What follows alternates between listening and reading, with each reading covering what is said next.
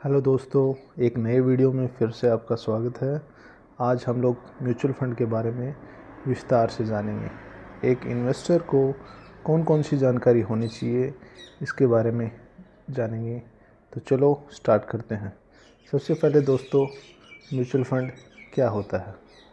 तो mutual fund एक company है जो एक बैंक की तरह काम करती है। ये इन्वेस्टर से पैसा लेती है और म्यूचुअल फंड मैनेजर उस पैसे को इन्वेस्ट करता है, और जो रिटर्न या ब्याज वह उस पर कमाता है, उसमें से अपना कमीशन लेकर इन्वेस्टर को वो पैसा प्लस उसका ब्याज वापस लौटाता है।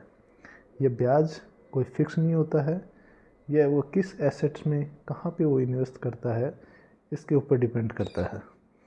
कहीं फिक्स डिपॉजिट्स होते हैं, वहाँ पे ये कम भी हो सकता है तो कहीं ज़्यादा भी हो सकता है। तो म्यूचुअल फंड में हम लोग दो तरीके से इन्वेस्ट कर सकते हैं। पहला होता है एसआईपी के थ्रू, सिस्टमेटिक इन्वेस्टमेंट प्लान। मतलब हर महीने, हर क्वार्टर, हर वीक आप कुछ ना कुछ थोड़ा थोड़ा पैसा अगर एक प्लान के तहत डालते हो तब वो एसआईपी बोला जाता है। और अगर हम लोग लमसम मतलब सारा पैसा अगर एक साथ अभी डाल देते हैं, या जब भी हमारे पास एक साथ पैसा आता है वो डालते हैं, तो उसको बोला जाता है लमसम इन्वेस्टमेंट। अगला दोस्तों, जब भी हम म्यूचुअल फंड में बारे में चर्चा करते हैं तो हमारे दिमाग में यही आता है कि शेयर मार्केट में पैसा लगाना। लेकिन दोस्तों, म्यूचुअल फंड में हम लोग बहुत जगह पैसा लगा सकते हैं। जैसे शेयर मार्केट में हुआ, डेब्ट मार्केट में हुआ जिसमें आपके गवर्नमेंट बॉन्ड्स हुए, आपके फिक्स डिपॉजिट्स हुए, बहुत सारे ऐसे सिक्योर बॉन्ड्स हुए जिनमें हम लोग पैसा लगा सकते हैं। इसके अलावा आपका गोल्ड हुआ, या फिर आपका रियल एस्टेट हुआ, आपकी प्रॉपर्टी में भी पैसा हम लोग म्यूचुअल फंड्स के थ्रू लगा सकते हैं। गोल्ड जो हर इंडियंस का फेवरेट इन्वेस्टमेंट्स होता है, उसमें भी हम लोग गोल्ड के म्यूचुअल फंड्स के थ्रू पैसा लगा सकते हैं। ये सब इंस्ट्रूमेंट्स में पैसा हम लोग अपने टाइम होरिजन के हिसाब से लगाते हैं कि जैसे मेरा इन्वेस्टमेंट कितने दिनों का है। तो मेरी एडवाइस ये रहेगी कि अगर आपको जैसे 5 साल या फिर उससे ज़्यादा के लिए अगर आपको इन्वेस्टमेंट करना है तो आप इक्विटी में इन्वेस्टमेंट करना चाहिए। लेकिन जैसे आपको थोड़े समय के लिए 1 साल 2 साल के लिए आपको इन्वेस्टमेंट करना है तो आपको डेब्ट फंड में इन्वेस्टमेंट करना चाहिए, सिक्योर फंड में इन्वेस्टमेंट करना चाहिए। वहाँ आपका रिटर्न थोड़ा कम रहेगा, लेकिन आपका रिटर्न सिक्योर रहता है। आपका रिटर्न, आपका जो मूलधन है वो आपका कम होने के चांसेस नहीं रहते हैं, आपको लॉस होने के चांसेस बहुत कम रहते हैं। इसके अलावा अगर आपको लगता है कि वर्ल्ड में कहीं अनसर्टेनिटी है या फिर गोल्ड के प्राइस बढ़ने वाले हैं, इन्फ्लेशन बढ़ने वाला है, तो ये भी गोल्ड में इन्वेस्टमेंट भी बहुत अच्छा ऑप्शन रहता है। जब हम लोग चर्चा करते हैं म्यूचुअल फंड इन्वेस्टमेंट की, तो सबसे बेस्ट ऑप्शन रहता है, या जो अच्छे रिटर्न्स देते हैं लॉन्ग टर्म में, वो देते हैं इक्विटी म्यूचुअल फंड्स, या जो शेयर मार्केट में पैसे जो लगाते हैं म्यूचुअल फंड्स वो देते हैं। तो उस समय हमारे दिमाग में एक ऑप्शन और आता है दोस्तों कि अगर हम म्यूचुअल फंड में पैसा लगाएं या फिर डायरेक्ट किसी स्टॉक में ही पैसा क्यों ना लगा दें। तो इसके ऑप्शंस ये होते हैं कि जैसे म्यूचुअल फंड में अगर आप पैसा लगाते हो तो आप म्यूचुअल फंड्स आपके भी, आप में फंड मैनेजर एक तो अच्छा नॉलेजेबल और क्वालिफाइड पर्सन रहता है, उसको फाइनेंस का अच्छा नॉलेज रहता है इन कंपेयर टू यू। कि जब हम लोग को अगर अच्छा नॉलेज है तो हम खुद भी स्टॉक्स में पैसा लगा सकते हैं, लेकिन अगर हमें फाइनेंस का नॉलेज नहीं है तो हम थोड़ा सा कमीशन म्यूचुअल फंड को देके हम लोगों को म्यूचुअल फंड के थ्रू ही लगाना चाहिए। दूसरा, अगर हमारे पास कम अमाउंट है तो हम लोग 1 या 2 स्टॉक ही खरीद पाते हैं। इससे क्या होता है कि अगर उस स्टॉक में कोई नेगेटिव न्यूज़ आती है या उस स्टॉक कंपनी में कोई इशू आता है तो हमारा सारा पैसा डूबने के चांसेस रहते हैं। लेकिन म्यूचुअल फंड में फंड मैनेजर बहुत सारी कंपनियों में मिल के पैसा लगाता है, इसलिए अगर 50 कंपनियों में अगर वो पैसे लगा रहा है तो एक कंपनी पे अगर कोई इशू आता है तो उसके रिटर्न पे ज़्यादा प्रभाव नहीं पड़ता है। तो इसलिए म्यूचुअल फंड में पैसा लगाना स्टॉक्स की कंपेयर में कम रिस्की है और अच्छा रहता है। अगला दोस्तों, हमें जो पैसा लगाना चाहिए वो कितने अंतराल से लगाना चाहिए। क्या हमें डेली एसआईपी लगा देना चाहिए, या फिर हमें वीकली एसआईपी शुरू कर देना चाहिए, या फिर हमें मंथली एसआईपी करना चाहिए। और एक इसके अलावा क्वार्टरली एसआईपी भी होता है कि हमें 3 महीने में एक बार पैसा डालना चाहिए। तो मेरा पर्सनली सुझाव ये रहता है कि अगर आपके पास आप कम अमाउंट लगाते हो, 10 से 15 हज़ार रुपये तक लगाते हो आप, तो हमें मंथ में 1 मंथली एसआईपी या 2 मंथली एसआईपी हम लोग कर सकते हैं। इसके अलावा अगर आपके पास ज़्यादा पैसे आप लगा रहे हो, 50,000, 40,000, 60,000, 1 लाख, तो आप वीकली एसआईपी भी प्रेफर कर सकते हो। इससे क्या होगा, आपको हर महीने के हिसाब से आपको हर वीक का एवरेज जो प्राइसिंग है वो आपको मिल जाएगा। मंथली एसआईपी में आपको महीने में एक बार खरीदना है और उसके बाद फंड मैनेजर अपना काम करेगा, वो अपने हिसाब से आपके लिए स्टॉक्स खरीदेगा। अगला दोस्तों, एसआईपी जब करते हैं तो एसआईपी में एक बार प्रोसेस करना है। उसमें आपके बैंक से ऑटो डेबिट की प्रोसेस शुरू हो जाएगा और अपने आप आपके बैंक से कट जाएगा। इसमें आपका कोई रोल नहीं रहता, आपका कोई इन्वॉल्वमेंट नहीं रहता। आप अपना काम करते रहिए, बैंक से ऑटोमेटिकली आपके डेबिट हो जाएगा और म्यूचुअल फंड के पास पैसा चला जाएगा। वो अपने आप प्रोसेस होता है। अगला दोस्तों, एसआईपी के कुछ बेनिफिट्स। हम एसआईपी क्यों करना चाहिए? तो अगर हम लॉन्ग टर्म इन्वेस्टमेंट्स करते हैं तो हम इक्विटी स्टॉक म्यूचुअल फंड्स में करते हैं। इससे क्या होगा, इनमें रिटर्न्स बहुत अच्छे होते हैं।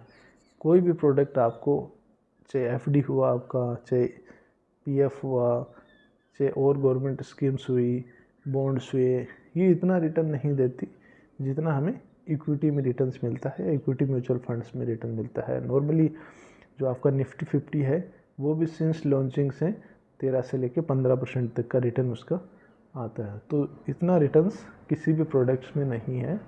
तो सबसे बढ़िया बेनिफिट तो यही है कि इन्फ्लेशन के अगेंस्ट ये काम करता है और आपका उससे ज़्यादा रिटर्न्स आपको देता है। दूसरा क्या है कि अगर हम एसआईपी करते हैं तो हम एक डिसिप्लिन सेविंग करते हैं। हर महीने ऑटोमेटिकली हमारे अकाउंट से अगर कट जाता है तो इससे बेनिफिट ये होता है कि हम लोगों को एक्स्ट्रा पैसे हम इधर से उधर खर्च नहीं करेंगे और एक डिसिप्लिन हमारा इन्वेस्टिंग चलता रहेगा। तीसरा है, इसके फ्लेक्सिबिलिटीज़ बहुत हैं। एसआईपी में बहुत फ्लेक्सिबिलिटीज़ हैं। आप कभी भी एक्स्ट्रा पैसा ऐड कर सकते हो, आप कभी भी रिक्वायरमेंट हो तो आप पैसा निकाल सकते हो। अगर आपने 1 लाख रुपए इन्वेस्टमेंट कर रखा है, आप चाहते हो कि नहीं मुझे 20,000 रुपये निकालने हैं, तो आप 20,000 रुपये निकाल सकते हो। आप चाहते हो मुझे 40 निकालने हैं तो आप 40 भी निकाल सकते हो। आप चाहते हो मुझे 20,000 रुपये और ऐड करने हैं तो आप और भी ऐड कर सकते हो। आप चाहते हो मुझे 1 लाख रुपये और ऐड करने हैं आज ही, तो आप उसी में और ऐड कर सकते हो 1 लाख रुपये। आप चाहते हो इस महीने मेरे बहुत इमरजेंसी है, मेरे अकाउंट में खाते में पैसे नहीं हैं, तो आपका एसआईपी नहीं कटेगा, उसकी कोई पेनल्टी नहीं लगती है। तो इसमें बहुत फ्लेक्सिबिलिटीज़ हैं।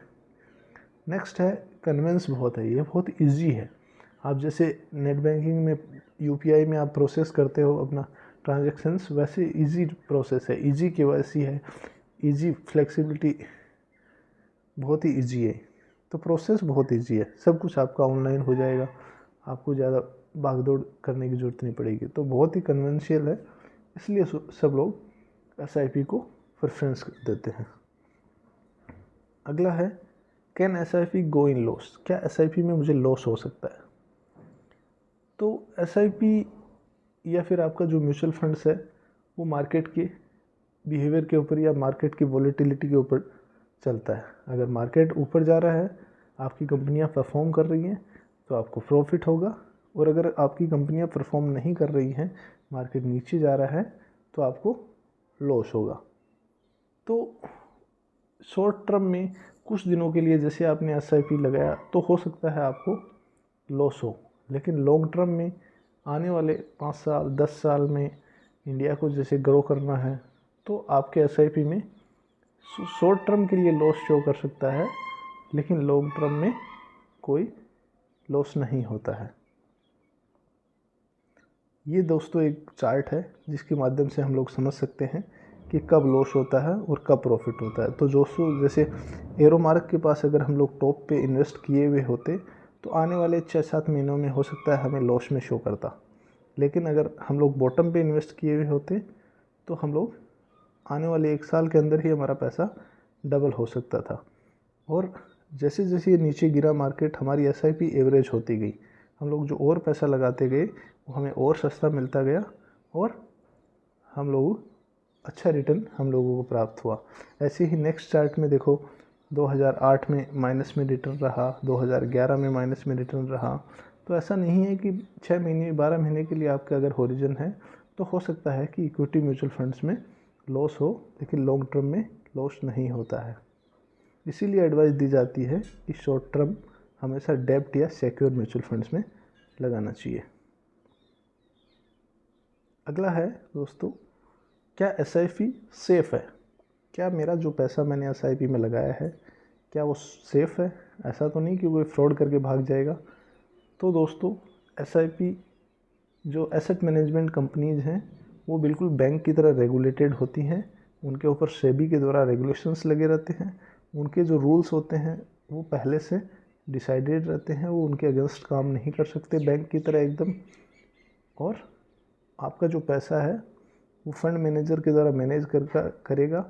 तो उसके कुछ ट्रस्टीज होते हैं, कुछ उनके डायरेक्टर्स होते हैं, कुछ रजिस्ट्रार्स होते हैं, ये फुल्ली मैनेज्ड होता है। ऐसा नहीं कि सेल कंपनी की तरह कोई लेके भाग जाए। दूसरा, हर साल आपको एक एनुअल स्टेटमेंट भी भेजता है कि आपका इतना पैसा का अमाउंट की चीज़ें हमारे पास, इतना म्यूचुअल फंड्स हमारे पास पड़ा है, जिससे आप मैच भी कर सकते हो, जिससे आप चेक भी कर सकते हो। तो ये फुल्ली रेगुलेटेड होता है। दूसरा, फुल्ली सेफ होता है, बहुत ही ऐसा फ्रॉड होने के चांसेस बहुत कम रहते हैं। दूसरा, जैसे विड्रॉल अगर करते हो आप तो पैसा सिर्फ आपके ही अकाउंट में आ सकता है, जिस अकाउंट से आपने एसआईपी किया है उसी में आता है। ऐसा नहीं है कि आप दूसरे अकाउंट में विड्रॉ कर लो, दूसरा कोई फ्रॉड आपके नाम से दूसरे अकाउंट में विड्रॉल कर लेगा। तो ये बिल्कुल सेफ होता है। अब हम लोगों ने सारे पॉइंट्स देख लिए कि कब कब इन्वेस्ट कर सकते हैं, कैसे इन्वेस्ट कर सकते हैं। अब हम लोग देखेंगे कि कैसे इन्वेस्ट करें, हम लोग कैसे इन्वेस्टमेंट्स कर सकते हैं। तो इन्वेस्टमेंट के लिए बैंक की तरह ही एमसी कंपनीज में भी, म्यूचुअल फंड कंपनी में भी आपको एक केवाईसी करना पड़ता है। केवाईसी के लिए आपको एक आधार कार्ड, एक आपका पैन कार्ड और बैंक डिटेल्स चाहिए होती हैं। ये से अगर डॉक्यूमेंट आपके पास हैं तो आपका केवाईसी हो जाएगा और आपका एसआईपी रजिस्टर्ड हो जाएगा। उसके बाद आप अपना प्लान डिसाइड करोगे कि हाँ मुझे किस प्लान में लगाना है। मुझे क्या निफ्टी 50 के लॉन्ग टर्म कंपनीज में लगाना है, या मुझे स्मॉल कैप कंपनी में लगाना है, या फिर मुझे मिक्स में लगाना है, मल्टी कैप में लगाना है, या फिर मुझे हो सकता है मल्टी एसेट कंपनी जैसे इक्विटी, गोल्ड, डेब्ट तीनों में मिला के एक साथ लगाना है। तो आप जैसे प्लान डिसाइड करोगे, आप अपना अमाउंट डिसाइड करोगे कि हाँ मुझे इतने रुपए लगाने हैं। उसके बाद एक आप एसआईपी डेट सेलेक्ट करनी है। आप कोई भी महीने की किसी भी डेट को आप एसआईपी कर सकते हो। नहीं, मेरा जो पैसा है वो 5 तारीख को डेबिट होना चाहिए, मेरा जो पैसा है वो 30 तारीख को कटना चाहिए या 5 तारीख को कटना चाहिए। जो आप डिसाइड करोगे उसी तारीख को आपका पैसा एसआईपी में लगेगा और उसके बाद आपको ऑनलाइन एक फॉर्म सबमिट कर देना है और आपका सारा प्रोसेस हो जाएगा। अब ये है कि हम लोग कहाँ एसआईपी कर सकते हैं, कौन सी कंपनियां हैं जो म्यूचुअल फंड्स चलाती हैं, जो एसआईपी करती हैं। तो इंडिया में 40 के आसपास एसआईपी कंपनीज हैं, म्यूचुअल फंड कंपनीज हैं। इसमें से टॉप कंपनियां जैसे यहाँ दिखा रखी है मैंने, SBI mutual funds, AMC, ICICI mutual funds, HDFC, UTI, Axis, Nippon India, Kotak, Aditya Birla, LNT, Mirae assets, DSP, BlackRock, ऐसे बहुत सारी इंडिया में कंपनियां हैं जो सिर्फ सेम बैंक की तरह ही रजिस्टर्ड हैं। और जैसे ये यहाँ एसबीआई म्यूचुअल कंपनीज है तो इसका मतलब ये एसबीआई बैंक नहीं है, ये एसबीआई म्यूचुअल फंड अलग है और एसबीआई बैंक अलग है। ऐसी आईसीआईसीआई बैंक अलग है और आईसीआईसीआई प्रूडेंशियल एएमसी अलग है। तो ये सब कंपनियां हैं जिसके तहत आप लोग म्यूचुअल फंड्स कर सकते हो। आप डायरेक्ट कंपनी की साइट्स पे जाइए या इन सब के अपने अपने ऐप्स हैं म्यूचुअल फंड्स के, आप उन पे जा सकते हैं, वहाँ से भी कर सकते हैं। इसके अलावा माई कैम्स गवर्नमेंट रेगुलेटेड ऐप है जो इन्हीं कंपनियों का रजिस्ट्रेशन करता है, सबका रजिस्ट्रार है वो, जो इनके सारे जो म्यूचुअल फंड्स के डाटा हैं वो स्टोर करके रखता है। तो आप माई कैम्स म्यूचुअल फंड से भी कर सकते हो। ये टोटली फ्री हैं और इसके साथ ही साथ इन पे हम लोग माई कैम्स ऐप से आप सारी कंपनियों का एक साथ कर सकते हो। जैसे मुझे मान लो 2 कंपनियों में इन्वेस्टमेंट करना है, एक HDFC के किसी फंड में करना है या एक SBI के किसी फंड में करना है, तो मैं माई कैम्स ऐप से दोनों का एक साथ भी कर सकता हूँ। और दोनों का एक साथ मेरा इन्वेस्टमेंट कितना है, कितना अमाउंट किस में लगा है, वो माई कैम ऐप से आप डायरेक्टली देख भी सकते हो। इसके अलावा जो स्टॉक ब्रोकिंग ऐप्स हैं, जैसे ग्रो हुआ, जीरोधा हुआ, अपस्टॉक हुआ, फायर हुआ, धन हुआ, SBI सिक्योरिटी हुआ, ICICI सिक्योरिटी हुआ, इन सब ऐप्स के थ्रू भी आप फ्री में म्यूचुअल फंड का इन्वेस्टमेंट कर सकते हो। ये सब आपके पैसे डेबिट करेंगे और आपको म्यूचुअल फंड कंपनियों को सेंड करके आपको म्यूचुअल फंड्स यूनिट्स आपके डीमेट अकाउंट में शो करेंगे। तो इस हिसाब से आप इन्वेस्टमेंट करने के आपके पास बहुत सारे तरीके हैं। आप कंपनी से डायरेक्ट करो, आप माई कैम्स ऐप से करो, या फिर किसी भी ब्रोकर के ऐप से भी आप कर सकते हो। इसके अलावा दोस्तों नेक्स्ट क्वेश्चन आता है कि मुझे लमसम इन्वेस्टमेंट करना चाहिए, मेरे पास अभी पड़ा है 1 लाख रुपए, तो मुझे लमसम इन्वेस्टमेंट करना चाहिए या फिर SIP करनी चाहिए। तो इन्वेस्टमेंट जो लमसम इन्वेस्टमेंट है वो उस समय की मार्केट कंडीशन पे डिपेंड करता है। दूसरा, मार्केट को कोई भी टाइम नहीं कर सकता। तो हो सकता है कि मार्केट अगर उस समय डाउन है, जैसे हम लोगों ने उस चार्ट में देखा था, अगर मार्केट डाउन है तो आप एक साथ लमसम इन्वेस्टमेंट भी कर सकते हो। इसके अलावा अगर आप चाहते हो कि नहीं, मैं 2 से 3 टुकड़ों में अगर उस पैसे को भी लगा सकते हैं, जैसे 1 लाख रुपए हैं तो हो सकता है 30,000 रुपये अभी लगाएं, 30,000 रुपये 1 महीने बाद लगाएं, 30,000 रुपये उसके 1 महीने बाद लगाएं। तो ऐसे करके भी हम लोग एक टुकड़ों में भी लगा सकते हैं। इसके बाद में हम लोग हर महीने SIP के थ्रू थोड़ा पैसा हम लोग लगा सकते हैं। इससे हमें एक अच्छा रिटर्न प्राप्त किया जा सकता है। अब हम लोगों ने सारा इन्वेस्टमेंट का ऑप्शंस सारे देखने के बाद 5 इम्पोर्टेंट टिप्स हैं जो हम लोगों की SIP जर्नी को एक सक्सेसफुल इन्वेस्टर में चेंज करके और हमारे गोल को इजीली हम लोग अचीव कर सकते हैं। तो पहला है कि हमें अपनी इनकम के हिसाब से एक अमाउंट डिसाइड करना है कि हाँ, मेरी इनकम 50,000 रुपये है तो इसमें से 10,000 रुपये मैं इजीली सेविंग करके SIP में डाल सकता हूँ। तो मुझे एक एडुकेट अमाउंट डिसाइड करना है अपनी इनकम के हिसाब से कि हाँ, मेरी तनख्वाह इतनी है तो मैं इतना अमाउंट ज़रूर मैं लगा सकता हूँ। तो मैं क्या करूँगा, 5 लाख रुपए मान लो मेरी तनख्वाह है तो हो सकता है मैं 2 लाख रुपए लगा सकता हूँ। हो सकता है मेरी तनख्वाह 50,000 है तो मैं 10,000 रुपये लगा सकता हूँ। वो अमाउंट डिसाइड करने के बाद मुझे अपना गोल डिसाइड करना है कि हाँ, मुझे उस समय मेरे लड़के की एजुकेशन के लिए या फिर मेरी लड़की की शादी के लिए या एनिवर्सरी के लिए या फिर मुझे बाहर घूमने जाने के लिए इतने पैसों की ज़रूरत होगी।